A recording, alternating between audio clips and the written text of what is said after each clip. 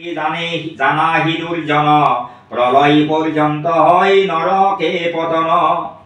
অগীতা অহংকারে মত্ত হই মুরাত্মাজি জন, গীতা অর্থ মনে মনে নকরে স্মরণ। কুম্ভী পাকনর কত পরিব নিশ্চয়, পরি থাকে নহে মানে হিতু কল্প হয়।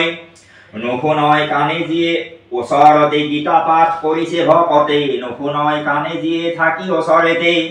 গাহৰি জনিত পৰি অধম পামৰ, কষ্ট ভোগ কৰি সি থাকে বাৰ এবাৰ। গীতা নুশুনিলে, গীতা অশ্ৰদ্ধা কৰিলে, গীতা চুৰ কৰি গীতা পঢ়িলে কি হয় তাৰে কথাবিলাক এটা কৰিছে। অৰ্থাৎ গীতাই মহান, গীতাই সৰ্বশ্ৰেষ্ঠ বুলি ইয়াত কোৱা হৈছে। চুৰি কৰি আনি যদি গীতা পাঠ কৰে, পুণ্য ক্ষয় হৈ তাৰ পাপে বেৰি ধৰে। গীতা পঢ়ি পৰমাৰ্থ যিজনে নলয়, নাপায় আপকে ফল শ্ৰম মাত্ৰ হয়। অশ্ৰৱণ নকৰি এই অৰ্থক গীতাৰ, পৰমাৰ্থ তত্ত্ব কথা ভাবে বাৰে বাৰ। একোৱে ফল লাভ নহয় সিজনৰ, ব্ৰহ্মোত্তৰ শ্ৰম যেন বৃথা হয় তাৰ। শ্ৰৱণ মনন কৰি গীতামৃত সাৰ, ভোজ্য দ্ৰব্য সোণৰূপ পাত বস্ত্ৰ ইয়াৰ। ভক্তি ভাবে দান কৰি কৰে সমৰ্পণ, পৰমাত্মা প্ৰীতি লাভ কৰে অনুক্ষণ।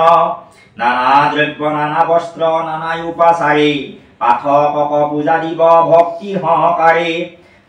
ইয়াৰে ভগৱান দেৱ জনাৰ্দন, অতি হয় প্ৰীত হয় থাকে সৰ্বক্ষণ।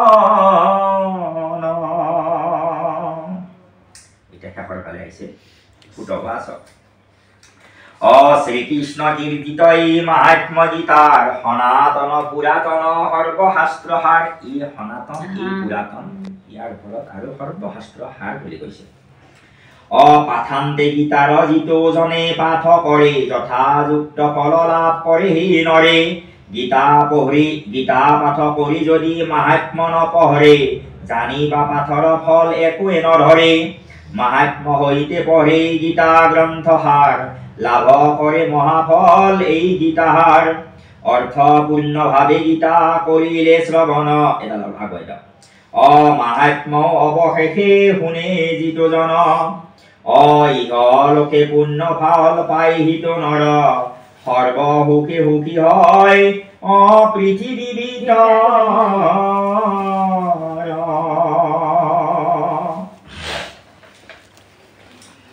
বৈষ্ণৱীয় তন্ত্ৰহাৰে মাহাত্ম গীতাৰ, সমাপন হল পদে কৰি হাৰোদ্ধাৰ। গীতাৰ মাহাত্মই অতি বিতোপন, ব্ৰহ্ম চিন্তি এক মনে শুনাৰ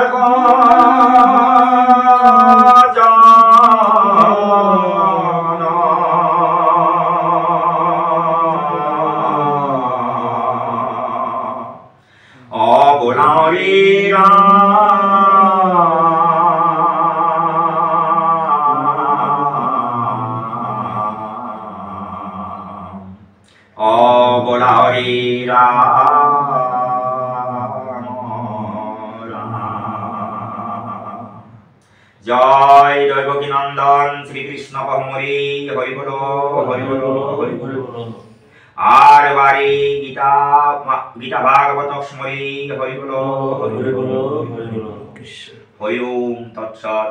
গীতা মাহাত্ম্য সমাপ্ত।